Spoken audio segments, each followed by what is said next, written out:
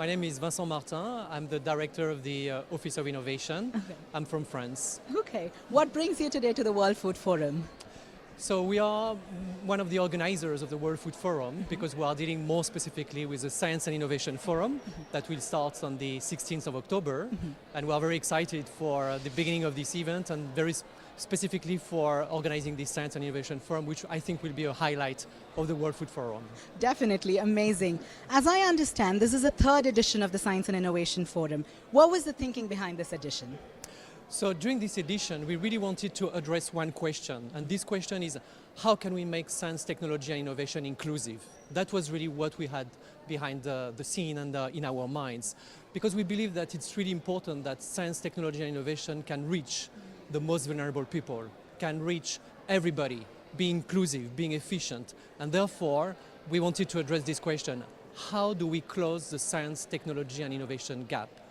How do we bring technology and innovation to the people who need it, to the policymakers, to the farmers, but also how do we learn from these people? Because they are innovators, farmers, fishermen and women, young entrepreneurs, they are all innovating everywhere in the world. We want to understand what they're doing, we want to learn from them, and we want to scale up their innovations. Absolutely. Thank you so much, Vincent. Could you tell us more about the FAO's Elevate initiative and how it's helping strengthen the agri-food systems innovation specifically? And what are the key focus areas of this initiative?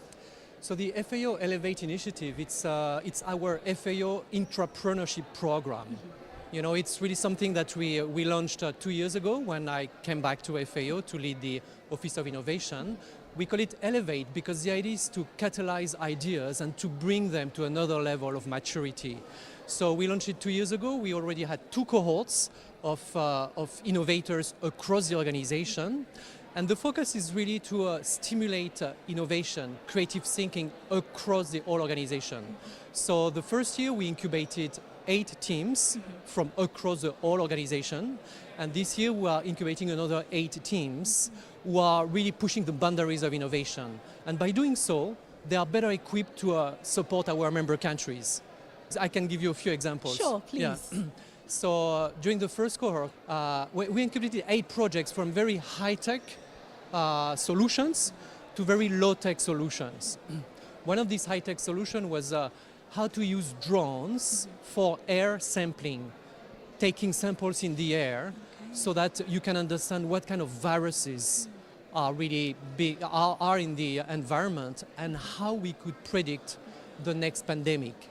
This project has been amazing and it's using the cutting-edge sciences. It's using metagenomics to really understand everything which is in a sample.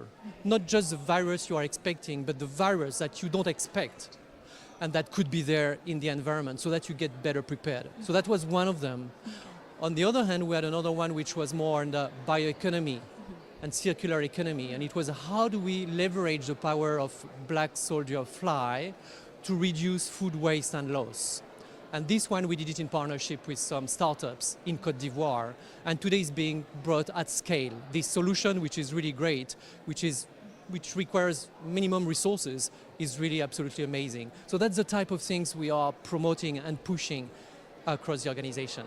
Thank you, that sounds amazing. Coming to, again, innovation, how significant do you think is the role of artificial intelligence in the transformation of agri-food systems? And if you could share a few examples where AI has already had an impact, like you just shared, if there are more examples you would want to put front. Yeah, well, I think we all know that artificial intelligence has entered our life. It's a revolution. It's as big as when we had the first time internet, I think. So it has a potential to revolutionize the agri-food systems. Of course, we have to be cautious.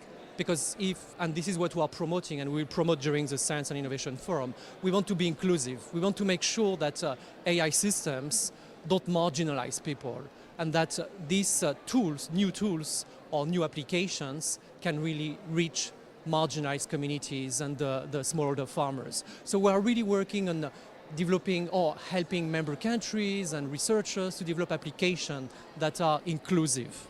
So that's really something we are aiming at, and I think we cannot ignore artificial intelligence today, absolutely not. One thing I would like to mention, or maybe an example, to give you an example, we are working with a foundation called a non-profit organization, I would say, called Digital Green. And together, we are looking at how we can use artificial intelligence for extension services. That is to say, for giving technical advices to farmers in multiple languages, searching into databases that are fed by the right information, etc., so that we can really feed the artificial intelligence and give much better advices to farmers. So we are testing it at the moment in Ethiopia, and it's really promising. So we can see that farmers get access to a wide range of technical advices and information that they didn't have before, and they can get the answers in all sorts of languages, in all the languages. So it's absolutely amazing. So that's the kind of application we're searching for to reach smallholder farmers.